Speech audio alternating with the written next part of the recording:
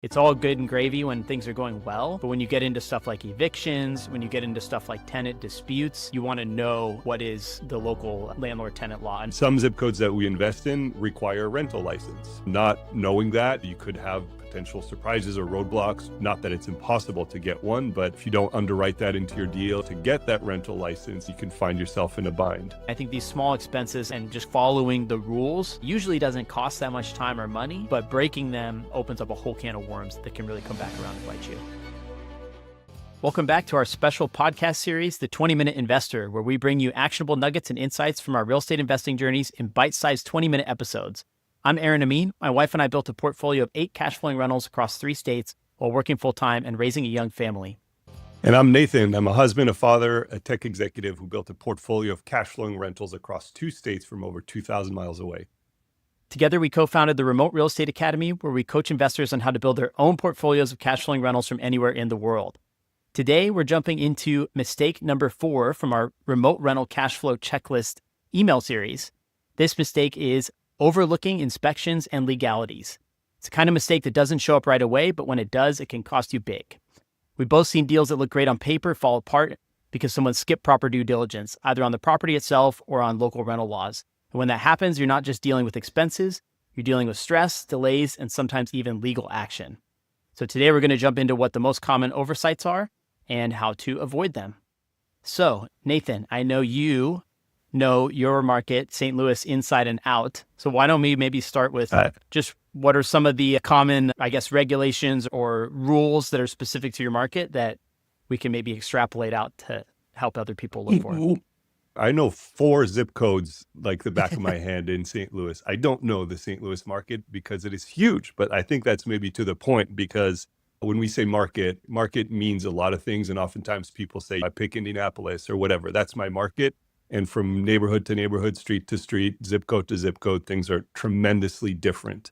And I think we talked about this in the past, but that's potentially mistake number 1. And it's relevant for me specifically, like in St. Louis, because depending on which zip code or which town these properties are in, there are different local regulations that I was not aware of. Like some zip codes that we invest in when we started, obviously now I do know, but some zip codes that we invest in require a rental license. Not knowing that, you could have potential surprises or roadblocks. Not that it's impossible to get one, but if you don't underwrite that into your deal, or if you don't expect and plan for whatever's needed, be it process time, paperwork, signatures to get that rental license, you can find yourself in a bind. There are some zip codes that require you have this rental license, and that's about it. As soon as you have it, you're good. You renew it every so often, once a year, 2, 3 years, 4 years, whatever it is. In other zip codes, we have the requirements to have a rental license, and that comes with a city inspection of your property every single year or every other year or every time your tenant turns or you change tenants in the property. And with those inspections typically come findings, right? The railing to your stairs to the front door is not secure. You got to fix that. And then here comes kind of surprise expenses, things like that. So yeah, knowing your market's important. Being laser focused on your neighborhood zip codes or sub-markets is critically important, and for reasons like I just mentioned. Yeah, absolutely. It's so true that within, especially bigger cities, there are typically multiple jurisdictions. I'll use Las Vegas as an example.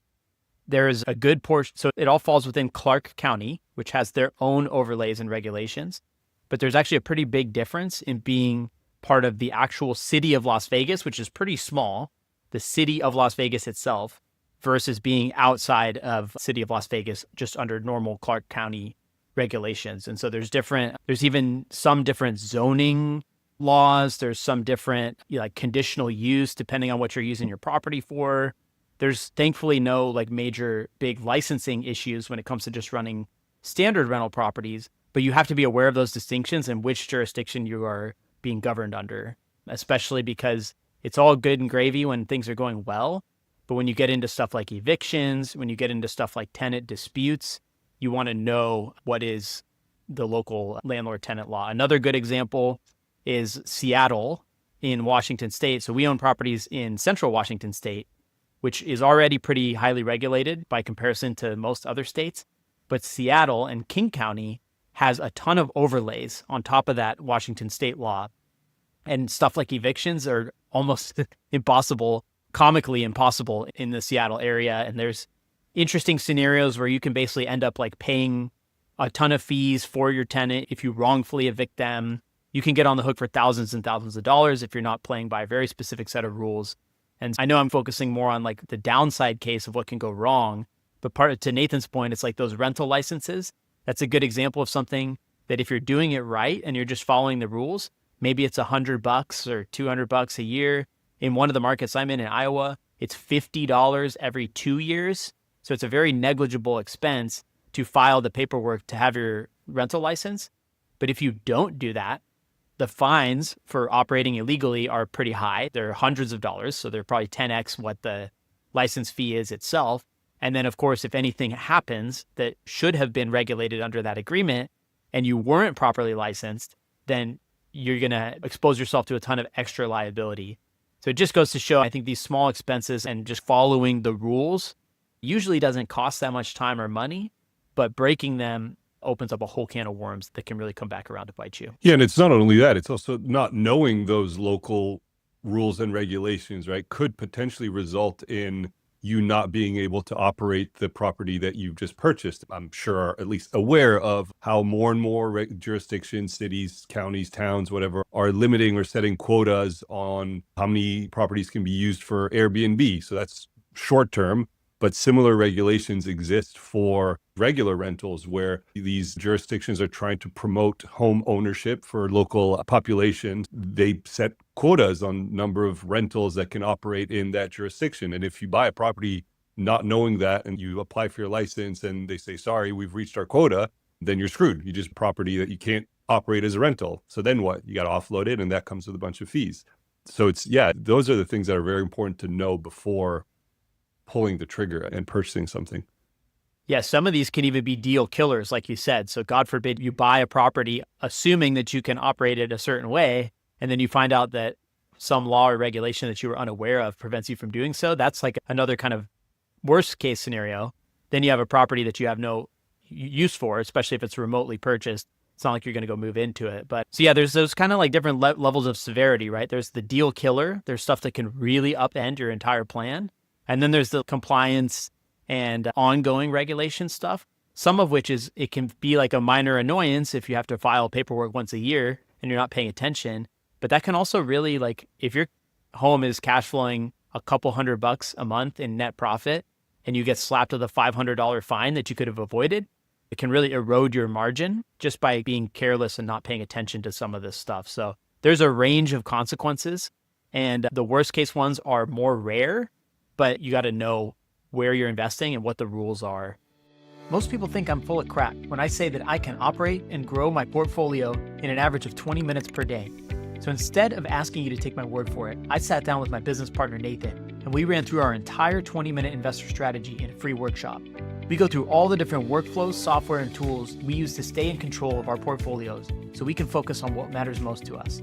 You can watch the entire workshop and download our workflows for free at 20minuteinvestor.com. Again, that's 20minuteinvestor.com. And back to the show. The other big one, I think, is property management laws. How you can legally operate as a property manager differs state by state. In some states, in many of them, you're required to actually be a licensed broker in order to legally operate a property management business, unless you are self-managing your own properties, right? And that's actually important to know too, because some property managers might be running a smaller operation, like maybe they only manage 20 or 30 doors and they're flying under the radar, but they're not licensed. And so they might be the greatest people in the world, but if you work with them, you're going to have to understand the risk that essentially they're going outside of the boundaries of what's legal. And just being aware before you take risks like that is also an important thing to pay attention to. Yeah, 100%. Is Missouri one of those states where you have to be a licensed broker? That is a great question. I honestly don't know. I want to say no, because most of the property managers I've worked with, and first of all, there's a lot of property managers in the market, but I don't know if that's any indication.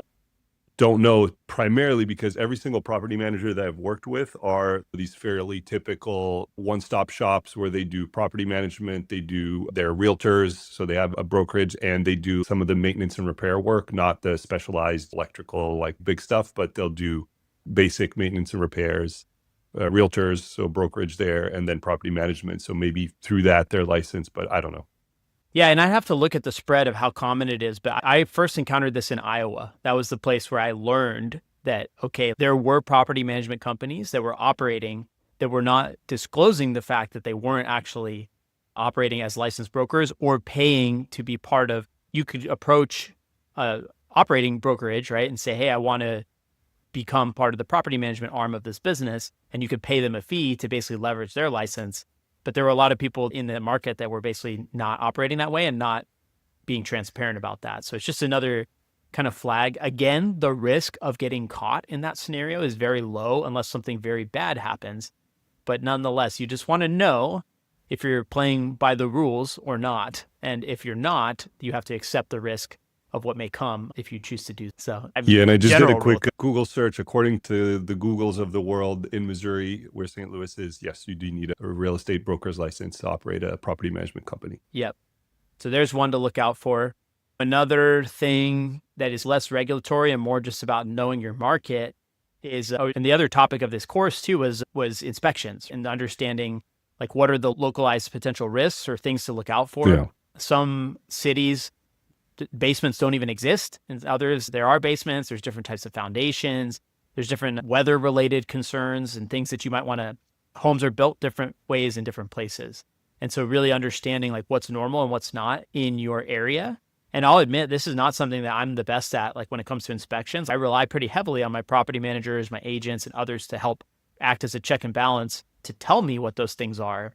But I think, Nathan, you're a lot better at this than I am when it comes to inspections, right? That's a pretty important part of the process when you're buying a new property. And so what are some of the things that you look for, and especially like maybe under the lens of localized to your market?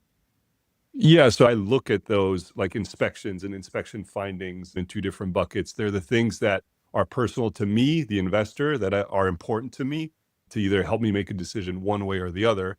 And the other things that I look at are things that are more typical of the markets that I operate in. Just like you, a lot of this, I rely on my property manager and my agent who typically walk the properties with the inspector. So I get the inspector's viewpoint, my agent's viewpoint, and my property manager's viewpoint as they're walking the property together.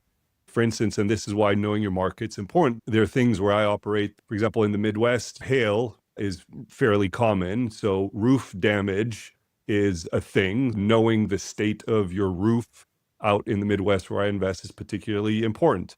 I wouldn't say the same, for example, where I reside in California, because we don't get a lot of hail in California. You look at how old your roof is and all that, but you don't look at it the same way. Another example in the market I operate in is a lot of the main sewer lines for these rentals into the city sewer line are very old because a lot of these properties are old. So I made that mistake once or twice when we started, but I used to not do sewer inspections as part of the inspections. Now I do because the sewer lines are old, and that's something important to look at to understand whether or not or to just take it into consideration when you're analyzing and looking at a property.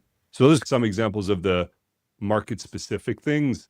Some of the examples that are more specific to me, the investor, is any finding in like an inspection that could potentially turn into a large construction project. So things like foundation problems or things like needing to replace the plumbing in the house and potentially in concrete floors, because there are basements in St. Louis. Things like very old electric. I'm not talking about just the panel, but like wiring that's just way too old or things like that, because these are old properties.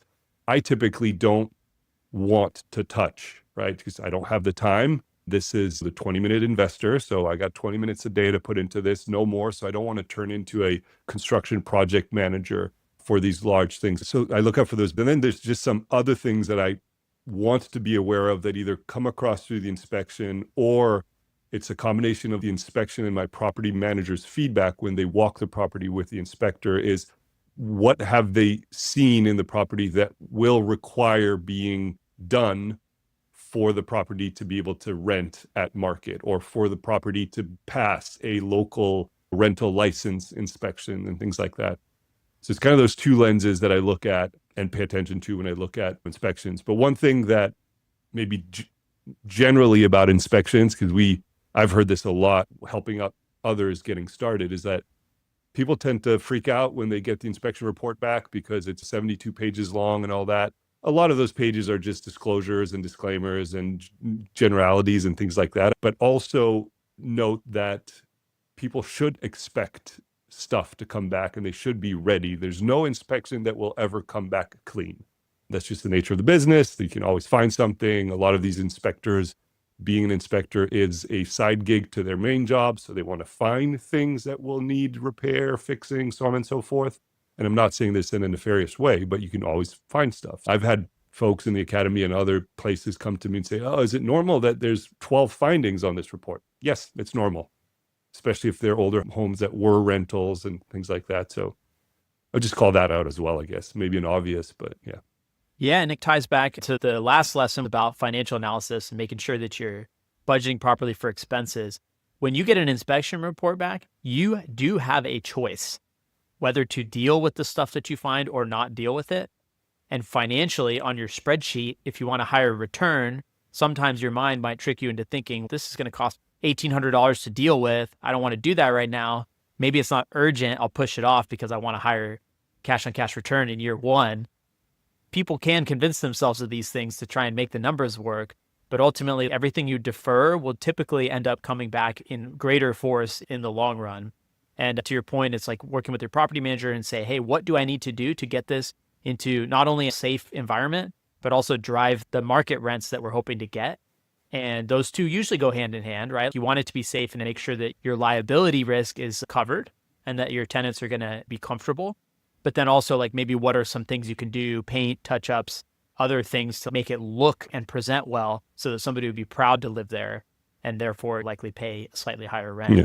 So there are those multiple dimensions. Yeah, the localized weather-related risks and the sewer one, I think that several of our students have encountered that in the last year or so. And sometimes that one can get pretty expensive. So that's a great call out as well. Yeah, I'd say you touched on this, but the way I look at it and framed inspections in my mind is I'm looking at the inspection as an opportunity. It's an opportunity to know what I'm walking into. It's an opportunity to back out of a deal, because if you have an inspection contingency in your contract and your inspection comes back with absolutely nothing on it, then you can't use that contingency to back out of the deal. However, if your inspection report comes back with something on it, which will always be the case, even if there's chipped paint in the bathroom, that is legally good enough to say, not good for me. I want to back out of this deal for whatever reason. And you can. I don't recommend people back out just on principle because you're going to ruin your relationship with your agent. But it is an opportunity to back out of a deal. So I view it that way. It's also an opportunity to negotiate with the seller, because that doesn't mean you have to do all this. Let's say you have to replace the roof. You could tell the seller, listen, I'll buy the property like this, but you got to fix the roof first, or give me a big haircut, right? Yeah. So I view the inspection as an opportunity. Yeah. And to that point too, speaking of red flags, right? It's like you might really like the property. Emotionally, it might check all the boxes. It's in a great location. But if you uncover something on that inspection report that is major or structural or could have like long-lasting implications 5-10 years from now, and you're a buy and hold investor, removing yourself from the emotions of wanting the deal to work and being able to walk away or at least have a sobering assessment of whether that's the right decision for you long-term. Like you said, it's an opportunity to reflect and make sure that you're making the right decision before you cross into that largely irreversible territory of taking ownership and actually purchasing it. Good stuff. We're right at the 20-minute mark here. Hopefully, I think we all learned something. Nathan learned something about St. Louis today. I learned a lot, and we'll be back next time with mistake number 5 from our email course. So thanks, Nathan. We'll catch you next time. Yeah, take care. Thank you for making it to the end of today's episode. As you may know, podcasts are very difficult to grow organically. If you're getting value from today's episode, I'd deeply appreciate if you can take 30 seconds to leave my show a 5-star rating and review. This will go a long way to helping me reach more listeners just like you. Thank you so much in advance.